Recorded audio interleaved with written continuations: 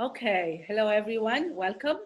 This is another episode of It's in Your Hands, and today I have someone very dear to me, Mrs. Rania Laing, who is a friend, a colleague, and an amazing and very, very powerful coach. Let me just give you a short introduction who Rania is. This does not totally define her, she's much bigger. So Rania is the president of the UAE ICF chapter. She's also the founder of Your Neuro Coach and Purposeful Innovators. Maybe she'll tell us a little bit about those two also. Welcome, Rania. Hello, Myrette. How are you?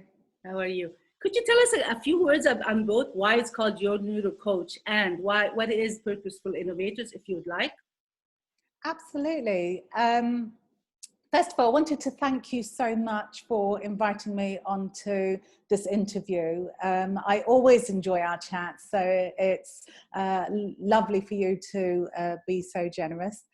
I set up Your Neuro Coach as a brain-based coach and with an interest in neuroscience.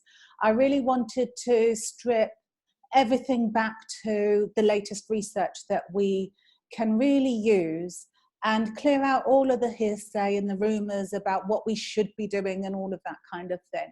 So I've got a very high interest in the scientific side, and it does make it really easy and quick to help my clients move forward in the most efficient way.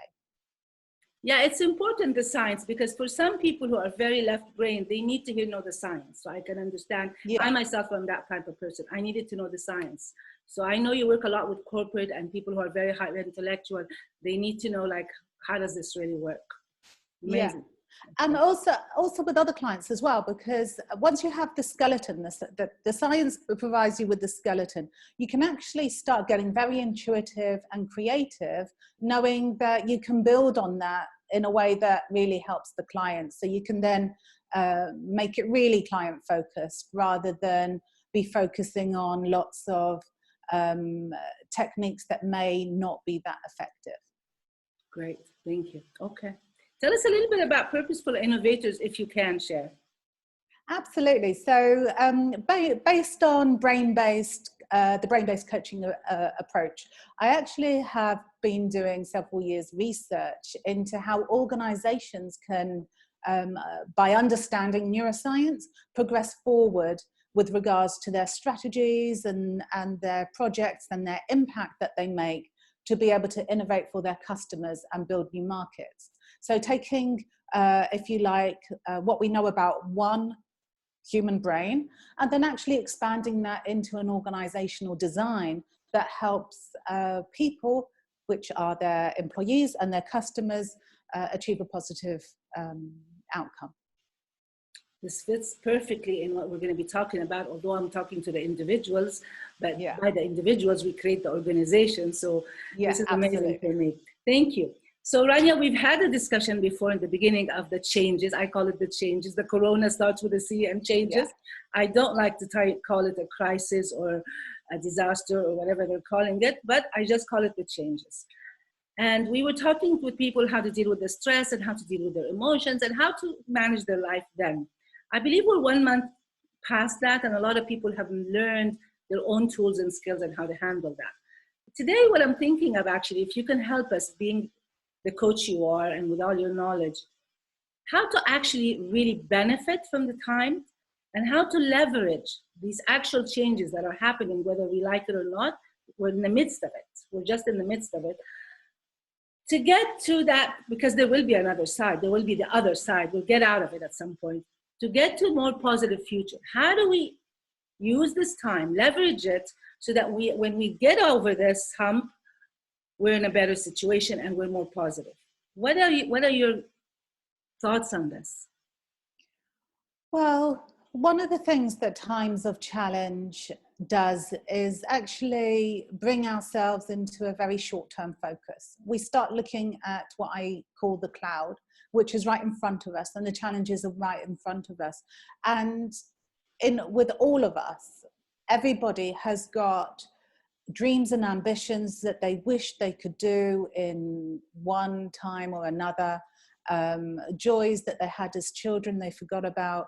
And I think one of the things that we can do when there's times of challenge. And it could be, I mean, at the moment we're seeing a very unique global challenge, but people experience challenges all the time. So it could be maybe being made redundant, or having a child, or something that really affects your lifestyle. We know that the current difficulties that we're experiencing is going to have a complete lifestyle change for everybody.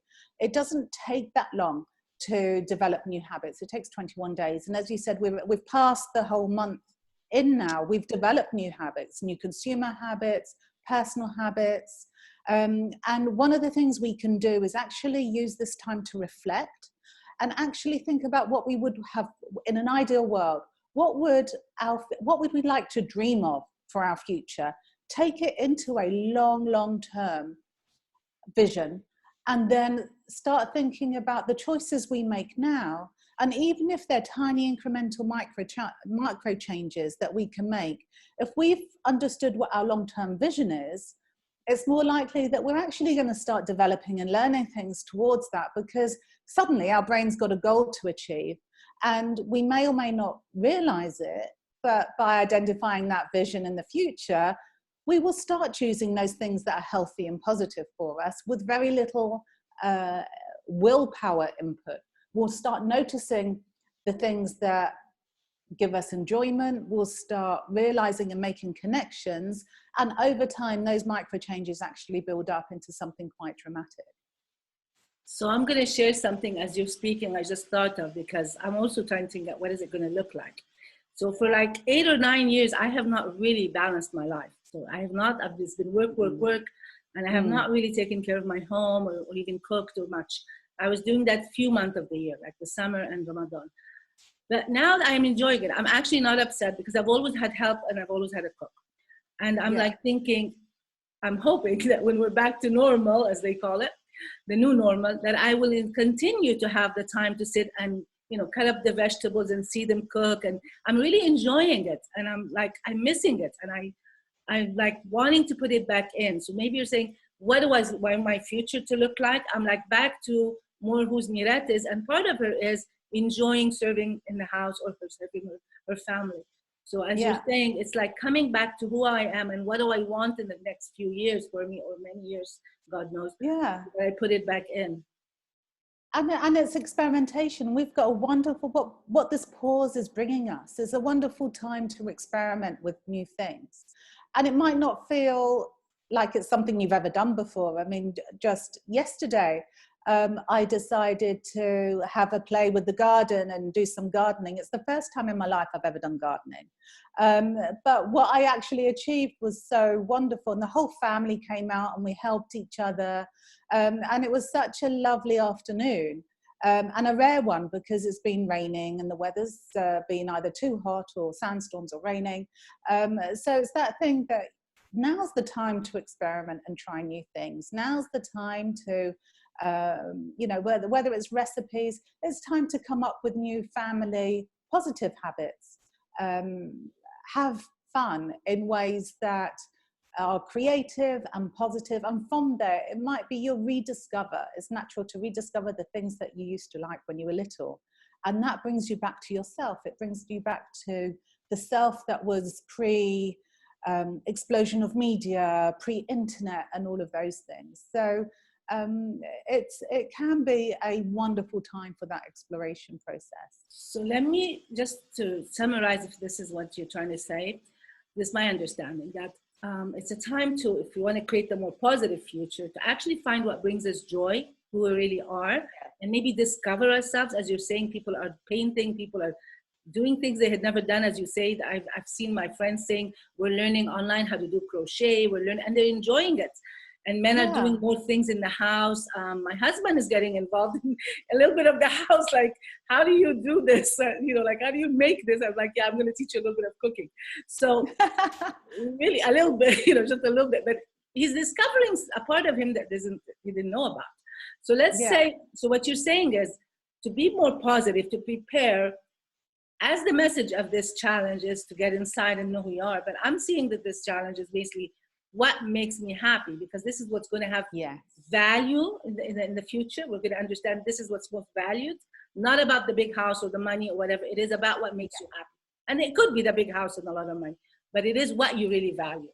Correct? But there's also something really important here, because what makes you happy is likely to be something that you have taken for granted and something that you're extremely good at. It will touch on your natural talents that you've always or may have always dismissed in favor of something that you wished you could be as good as your friend in something. So now it's actually a really good opportunity, without having that distraction, is to go back, rewind to your 5-year-old self, your 6-year-old self. What did you love doing?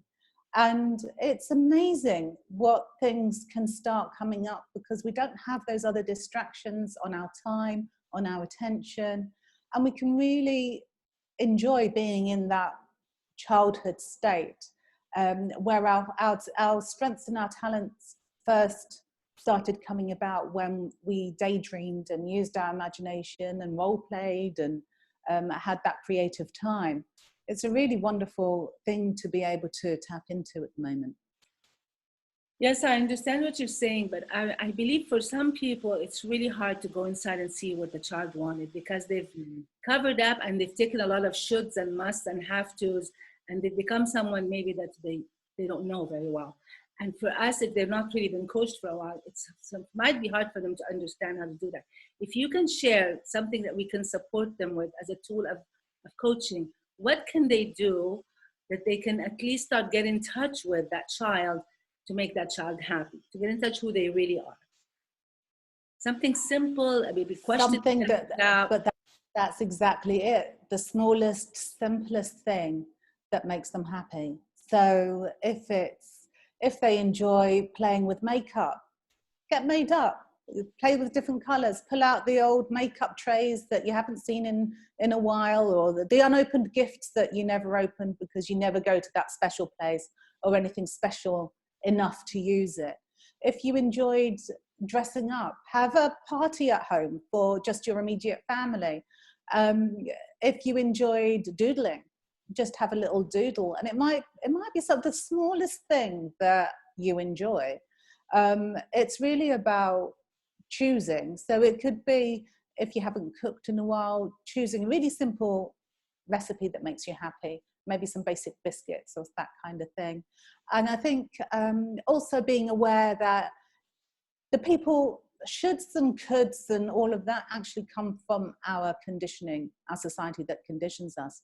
So there's another thing, pay attention on where that's coming from, where that influence is coming from. And we're actually in a really good environment that we're all in our own place.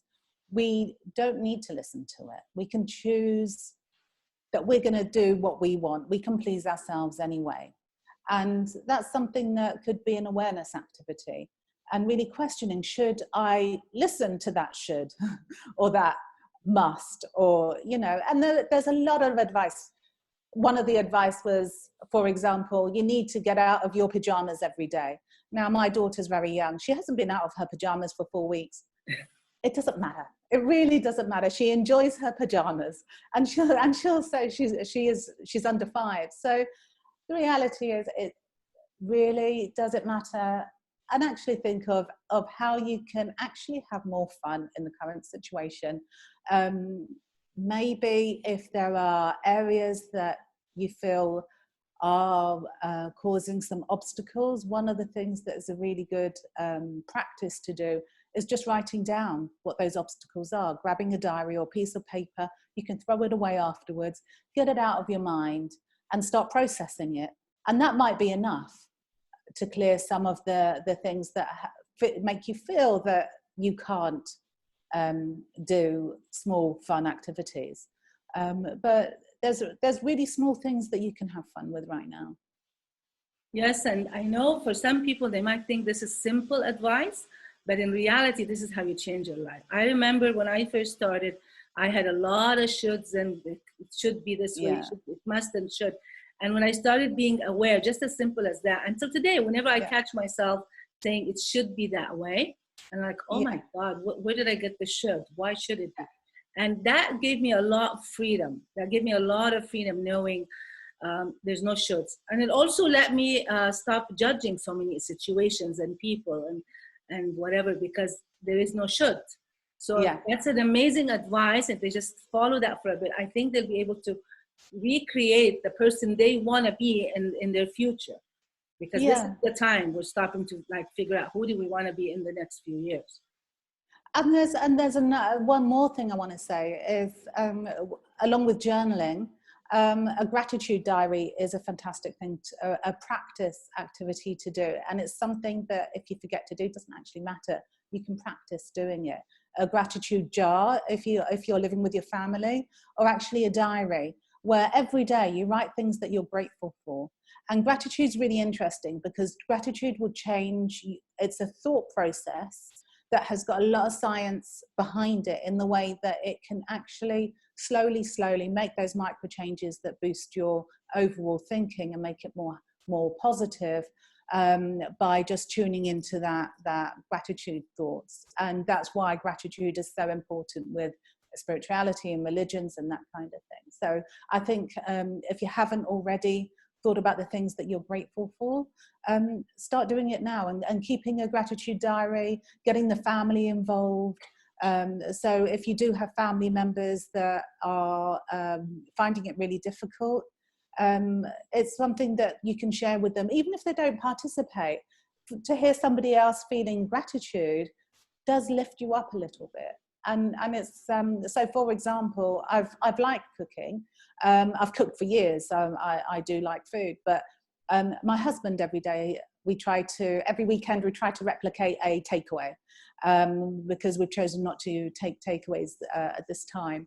And he's just like, I'm so happy that you can try these new recipes, and that you're practicing, and we can have this fun every weekend. What takeaway? What restaurant would we go to? Let's have some fun. Let's recreate some dishes, and we plan it and order the food, the ingredients in.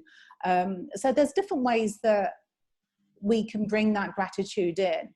And I've actually started catching it a little bit and go, I'm so happy. I actually am so grateful that I can cook. There's things that I can't do, but this is something I can do. So yeah, it feels very good to have those very small moments during our days that can be quite monotonous, and experience just momentary positive emotions that we can build up over time that we're indoors.